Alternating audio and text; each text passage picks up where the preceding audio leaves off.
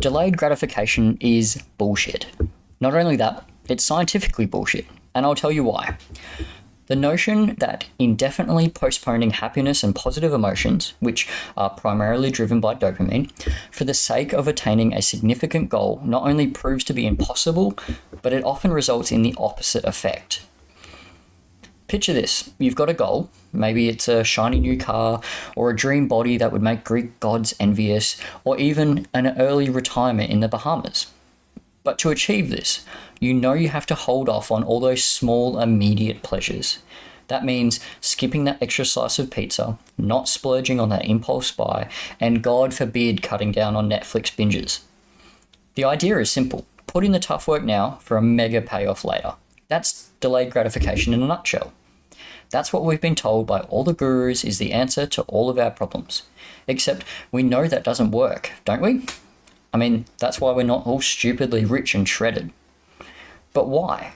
Well, because our animal brain takes one look at our logical plan and goes, no way, I want the fun stuff and I want it now.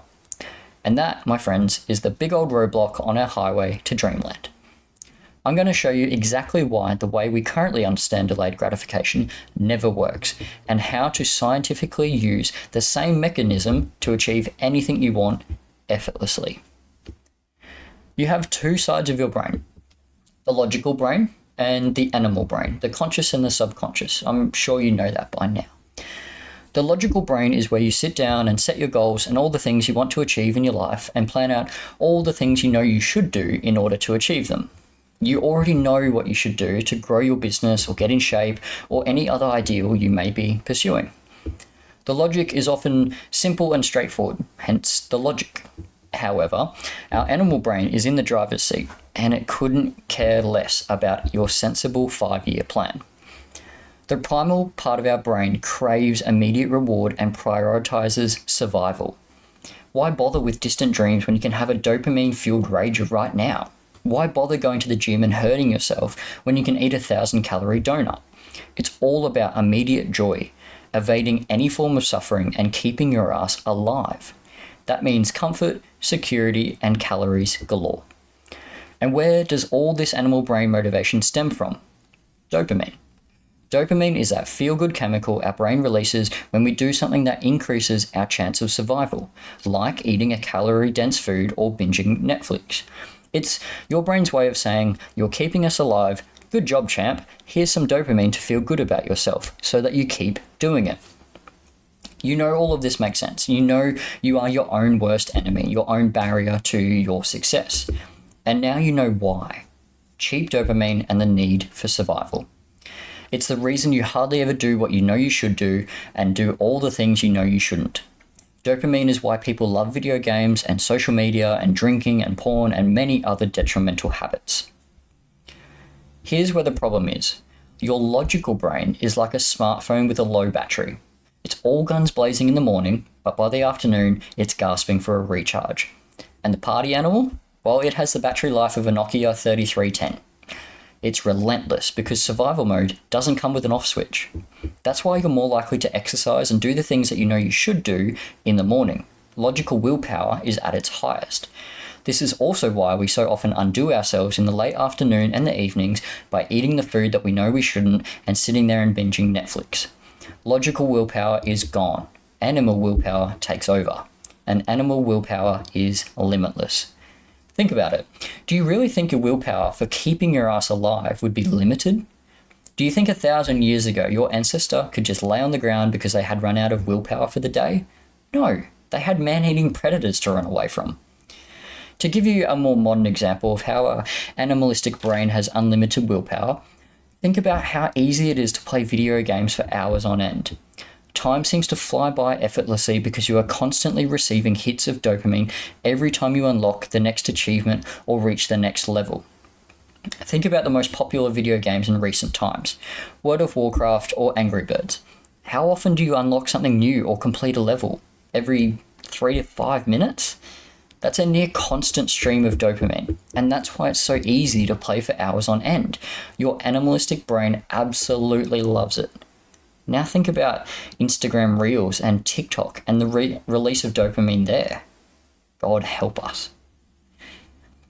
The quest for quick dopamine hits can throw us off the achievement train.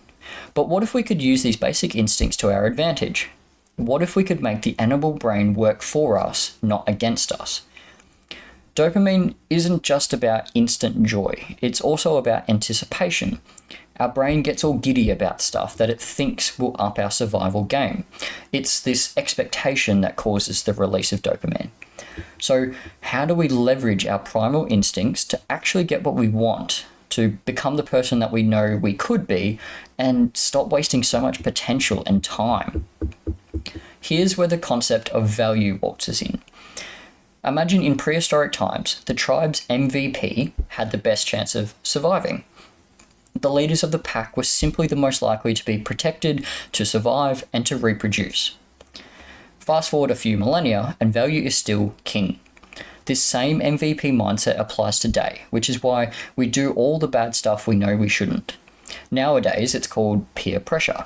You start smoking or drinking because the group around you tells you to. So if you want to survive in that group, that's what you do. This is why so many people drink and smoke and do all the dumb shit we know hurts us long term, to increase our chance of survival amongst our community. Simply put, to fit in. In prehistoric times, not fitting in meant isolation, and isolation meant death. Not ideal. So to make our brain work for us, we need to align our goals with value, or at least perceived sense of self-value. For example, going to the gym and eating healthy is going to give you a better body, which increases your perceived value not only in your own mind, but in the minds of those fat, lazy bastards around you. Likewise, becoming someone who is knowledgeable or skilled in a particular field increases your value in that particular community. And wealth? Well, that's obvious. All of this releases dopamine because we're increasing our chance of survival by increasing our value in our community. Now remember, dopamine is released upon expectation, not result. That is why you are not motivated to achieve your goals, because you spent months or years sacrificing and delaying gratification, and when you finally achieve your goal, what happens? You get a bit of a dopamine rush, yay, and then it goes away, and you're left with the question, what next? Where's my next bit of dopamine coming from? You're not motivated to achieve a long-term goal because the payoff of dopamine is the same as if you were to eat a piece of cake right now. It's just not worth the effort, so your brain looks for something much shorter term. But what if we could flip that on its head and actually use our primal instincts to get what we want? Again, the easiest form of leverage we have over our survival instincts and our dopamine tap is increasing our perceived value. Let's look at an example. On the logical side of your brain, you want to get in shape. You want to have a six-pack and a peachy booty. Great. Without tying your animal brain to the process of going to the gym or eating right, what happens? We go to the gym once, using logical willpower, then we come home sore, and our animal brain goes, you've damaged your muscles, decreasing your likelihood of surviving, you're an idiot, don't do that again. And so it becomes a struggle every time we want to go to the gym. Now, what if we tied our animal brains to this same process? You say to yourself, by going to the gym and working out, I'm going to feel fantastic because I'm going to get in shape and have a six-pack and a peachy booty and look awesome, and it's going to increase my perceived value amongst all of my friends and the opposite sex, and therefore my chance of survival, aka getting laid and reproducing. Perfect. Your animal brain is now fully on board with increasing your value and turns on the dopamine tap to go to the gym. And just like that, limitless dopamine, limitless motivation. But remember, your brain is all about the chase, not the catch. So you must always aim for the next level. That's what keeps the dopamine flowing and you motivated. It is the expectation of you achieving that next level, of improving and progressing, that releases the dopamine and makes you motivated to do the thing that leads to the progressing and the improving. That's why people fail so quickly after announcing on social media that they've started a new business or a new fitness challenge. They get the win and the subsequent dopamine hit with the announcement. So all the motivation to actually follow through disappears. Once you win, the dopamine peaks and fades. It is only in the pursuit that the dopamine remains. So It really all comes down to this one line. And after wading through my beautifully chaotic ramblings, you've now got a good grip on how this sneaky devil dopamine works. But here's the punchline that you've been waiting for. Boost your perceived self-worth.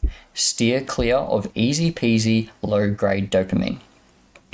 That's the secret sauce. That's the magic mantra. If you swerve past the tempting pit stops of cheap dopamine, like crummy junk food, never-ending doom scrolling, endless Netflix marathons, night after night of boozing, and the allure of all those sexy ladies or gents online, guess what's going to happen? Your crafty animal brain is still going to yearn for that dopamine high. And if it can sniff it out from value-boosting activities, it's going to lead you right there, effortlessly. By value-boosting activities, I mean things like eating healthy, exercising, working on your business or side hustle, and trying to make more money and competing with people in sports or the game called life, learning new skills, acquiring new knowledge through books or courses or podcasts or YouTube.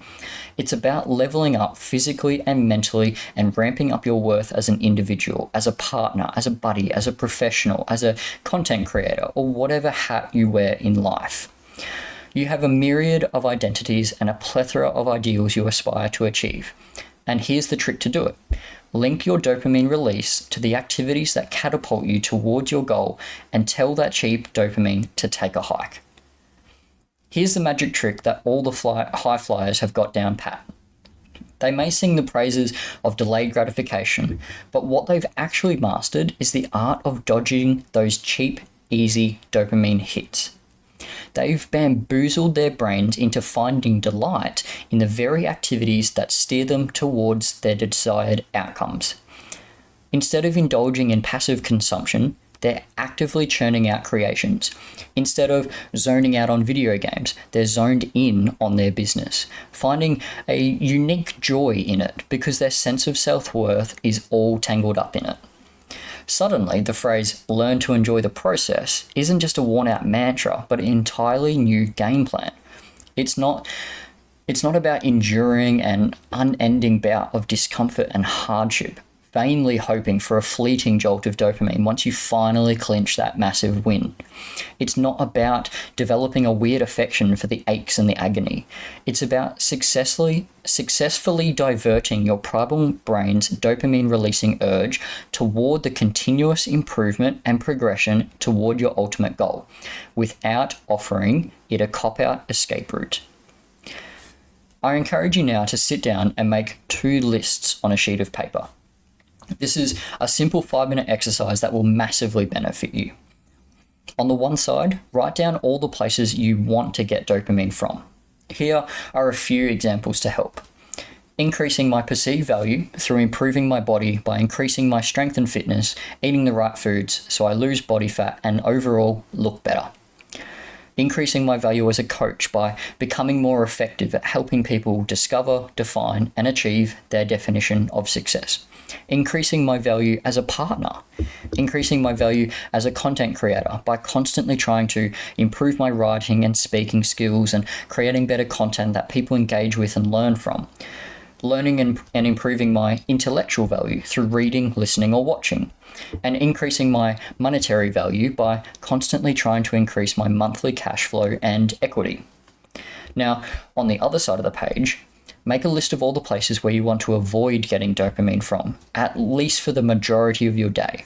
Again, here is a list below to help you get started. Things like alcohol, scrolling social media and consuming non-educational content, eating bad food, and binging Netflix.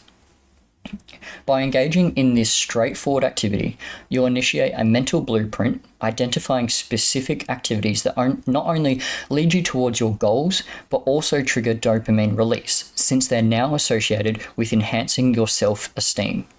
You'll be equipped with knowledge about where you ought to source your dopamine hits and which activities you should dodge to avoid unproductive dopamine triggers. Sure, it might sound easier than it actually is, but honestly, I'd rather strategize with my primal instincts to do beneficial stuff than continuously wrestle and fight myself with it every time I attempt something positive. Picture this, a dopamine surge each time you invest in your business. pump iron, nourish yourself with the right foods, or meditate, or acquire new knowledge. Suddenly, these tasks become addictive, effortlessly consuming hours of your day, while Netflix or a tub of ice cream suddenly lose their appeal. So you see, delayed gratification is bullshit. The answer to your problems of procrastination and lack of motivation will not be found in sacrificing pleasure for some far-off goal and constantly fighting yourself. You don't need more discipline. Your animal brain will win that fight and derail you every single time. The real secret is channeling your animalistic, dopamine-seeking brain into activities that move you forward rather than hold you back. From now on, every time you hear or see someone say delayed gratification or the latest diet fad or how to build ironclad discipline or whatever else people come up with to convince you that you must sacrifice all pleasure for years on end, just remember this. It's about channeling your dopamine to a positive outlet instead of a self-destructive one. If you do that, let your brain seek all the gratification you can find as possible. Pursue the increase of perceived self-value and avoid cheap dopamine. Bye.